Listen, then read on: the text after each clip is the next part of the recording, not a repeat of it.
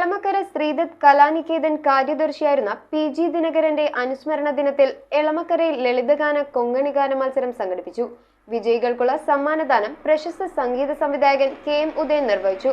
60ഓളം മത്സരാർത്ഥികളാണ് ലളിതഗാന കൊങ്ങണിഗാന മത്സരത്തിൽ പങ്കെടുത്തത്.